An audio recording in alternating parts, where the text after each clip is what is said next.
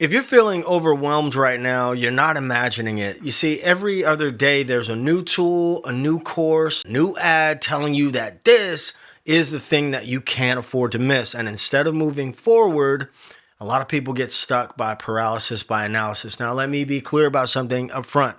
I'm not here to throw shade at any other creator. I'm not here to count anybody's money or to take a moral high ground. My name is Ted. I'm a musician, former K-12 educator, and tech integration coach. I'm a content creator, a tech nerd, and an AI enthusiast. I use AI every single day. I do agree with the following notion 100% that if you stick your head in the sand right now, if you refuse to learn, if you think that this is just a wave, then you're going to miss the boat in a lot of different ways. Sticking your head in the sand is simply not a strategy. Now, here's the part that people don't really talk about. Where there's fear, people get rich selling certainty. That doesn't make it bad necessarily, but it does mean that you need better filters. And I'm going to help you with just a couple of those today because tools, are coming out so fast that what's hot today, what's the best thing today, could be replaced in months. That's just the space that we're living in. So here's my guiding principle and the whole point of this video. Before you use any tool, before you buy a course, before you try to copy what somebody else is doing, you need to start with why. Why are you using the tool? What problem is it solving for you? How does it actually move the needle? Because if I taught you, for instance, how to make AI videos, your question might be, why? Why do you want to make AI videos? How are you going to monetize that? How does it fit into your ecosystem? Or are you just going to be adding more AI slop without a reason or a plan? So tools by themselves don't create leverage. Decisions do. You know, I like to think if I were a plumber and I needed to change a pipe, I would go into my toolbox. I know exactly.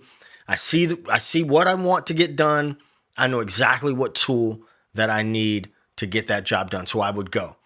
People don't need more tools. They need clearer reasons. Okay. And that's exactly what I'm going to tell you about today. I'm going to tell you exactly what tools I use and most importantly, how and why I use them. Well, I'm going to tell you why I use them. I'll save the how for other videos. So quick note, everything I mentioned in the video is going to be linked below. Some of those links are affiliate links. If you choose to use them, I'll get a small kickback at no extra cost to you, but it helps support the channel, keep the lights on, keep the content coming. Okay.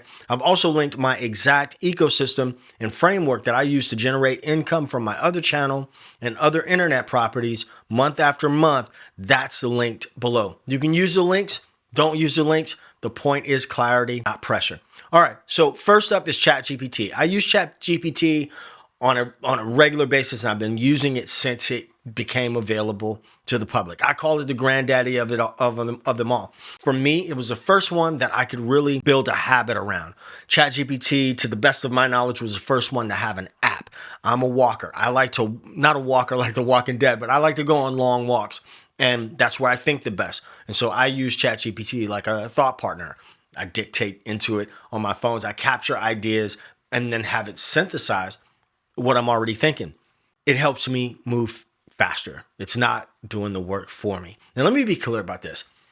ChatGPT is also not the ultimate truth. All of these LLM, large language models, there needs to be a human, the AI, and then a human on the other end, right? I've had it tell me things that were flat out wrong, and I knew they were wrong. Okay, so I don't treat it like an oracle. I treat it like friction reduction.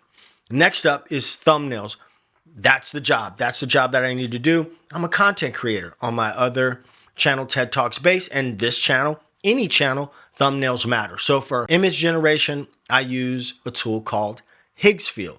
And I also still use Canva because, you know, Canva has been around a long time. But so Higgsfield, I use that because it gives me access to multiple AI models in one place under one subscription. Now, quick side note. When people say model, you may not know what I'm talking about. You may think that they're talking about fashion model.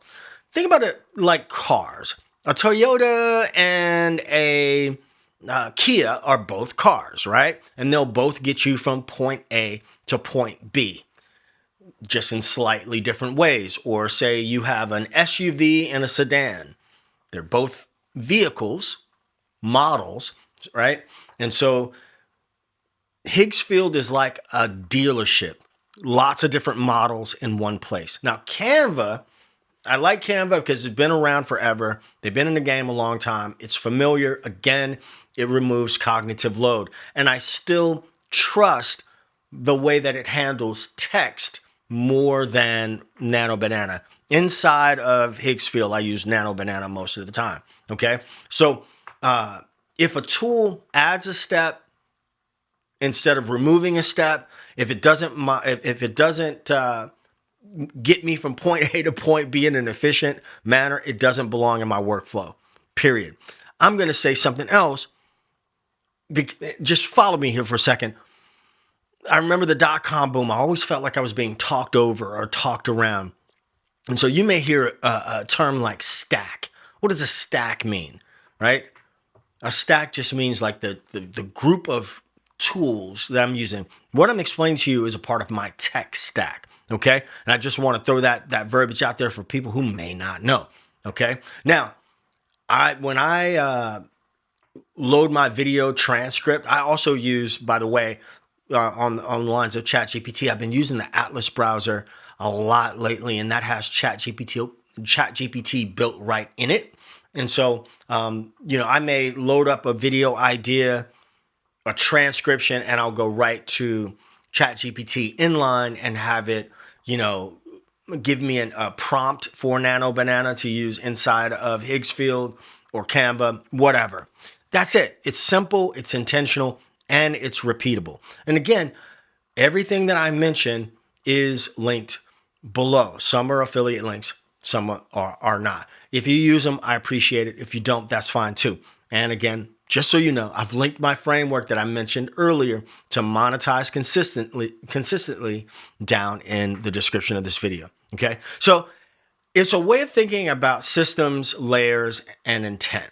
So listen, if AI feels overwhelming right now, it's not because you're behind. Honestly, I think everybody's chasing the same moving target right now. And the real issue is that nobody's really teaching you how to decide what not to use. Okay. Tools are going to change. Models are going to change. Platforms will change, but your judgment will last. It has to last. Okay. So start with why, and everything will get quieter after that.